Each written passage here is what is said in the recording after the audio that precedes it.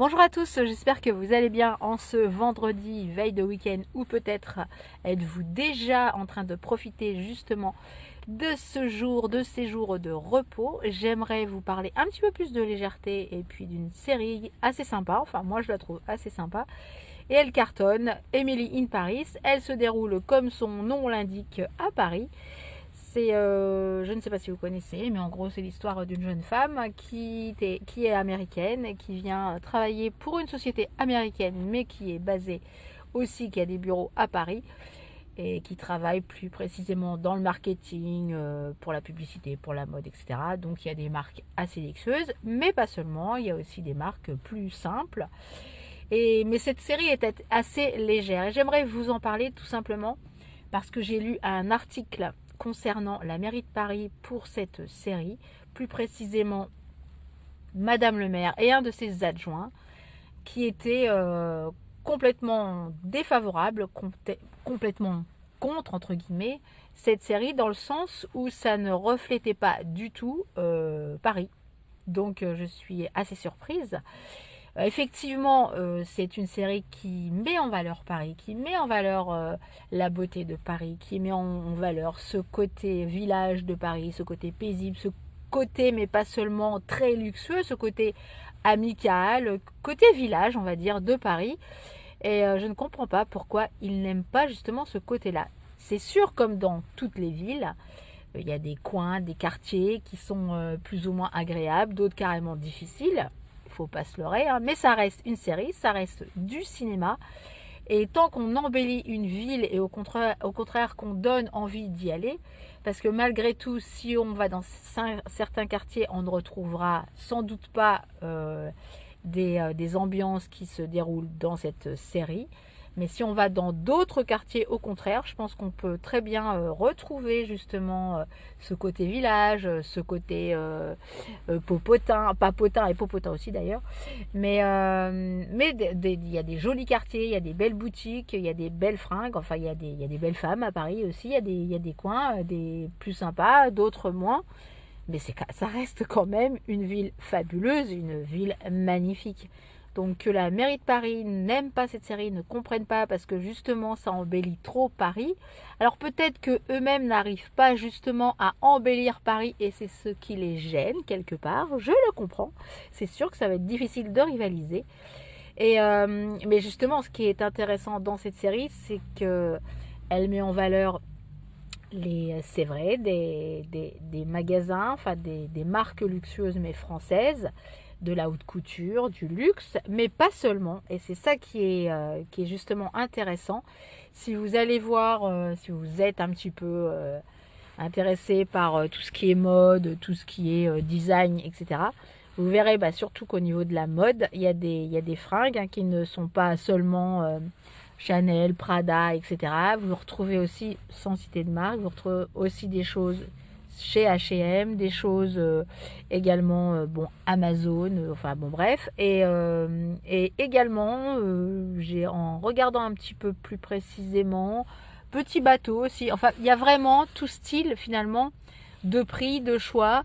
Et puis oui, des marques aussi luxueuses. Mais justement, c'est la France, c'est Paris. On a quand même un certain standing. Et pourquoi autant de mannequins, pourquoi autant de villes viennent aussi faire leur Fashion Week à Paris, pourquoi il se déroule autant de défilés à Paris, c'est une raison. Pourquoi? Justement parce que c'est une belle ville, ça embellit justement et c'est justement, c'est bizarre de réagir comme ça par rapport à la maire de Paris ainsi que son adjoint. Je ne donnerai pas de nom, mais je pense que vous savez, vous les connaissez.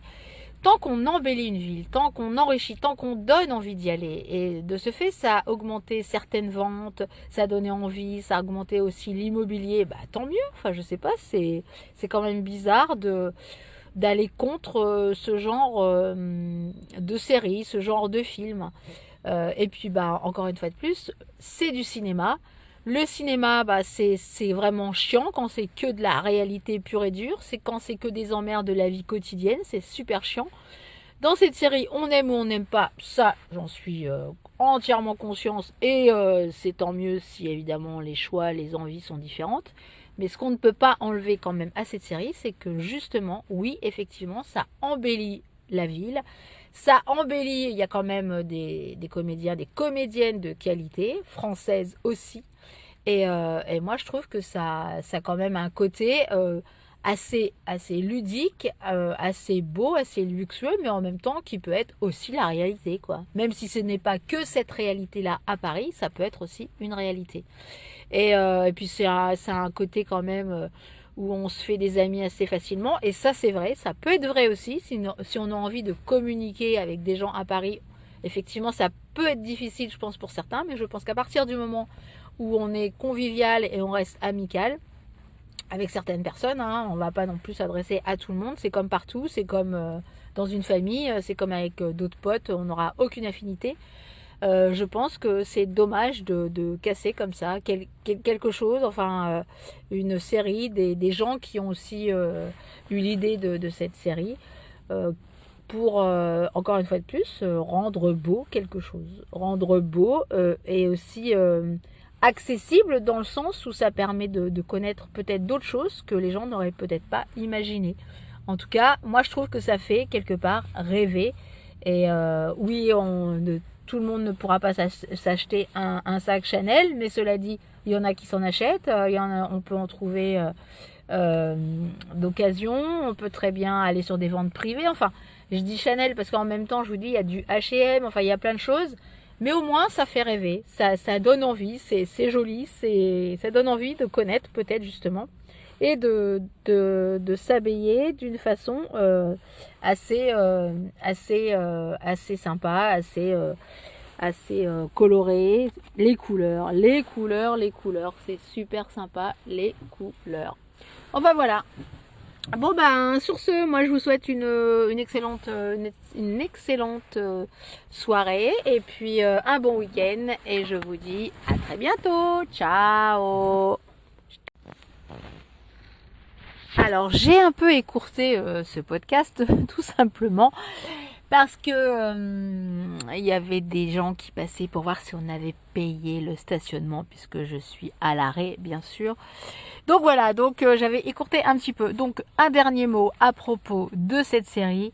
Comme je disais, dans cette série, il y a de la couleur, il y a du peps, il y a des idées pour s'habiller, cher, pas cher. À partir du moment, en fait, ce qu'il faut sortir aussi de cette série, pour celles qui aiment bien les fringues et qui n'ont pas forcément beaucoup de moyens, ou en tout cas pas autant de moyens pour s'habiller, c'est surtout d'avoir des idées, beaucoup de goût aussi, peut-être, en tout cas aimer les couleurs, la fantaisie, aimer de mélanger les choses. Et rien que pour ça, sans connaître que ce soit cette marque-là, le fait de mélanger les choses, de rendre accessible la vue, la couleur des choses, moi je trouve que c'est vachement intéressant.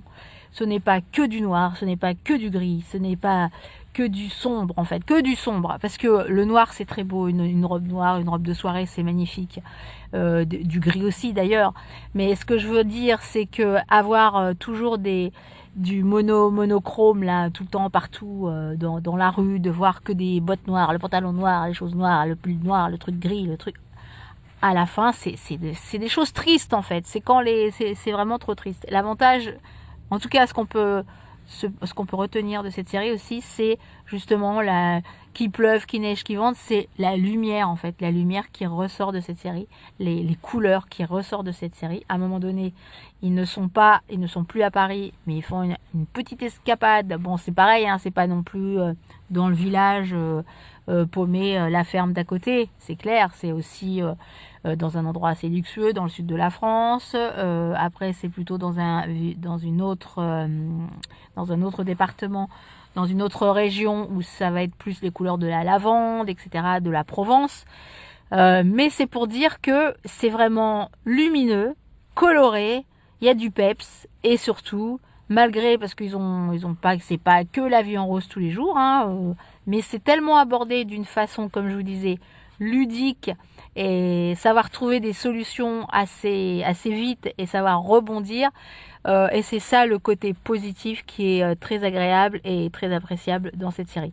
Et je comprends pourquoi des gens comme la mairie de Paris, n'aime pas forcément justement ce côté positif qui répondit d'une façon à avoir du peps et d'être coloré. Voilà, c'est tout. Il fallait pas dire que c'était pas beau. Voilà.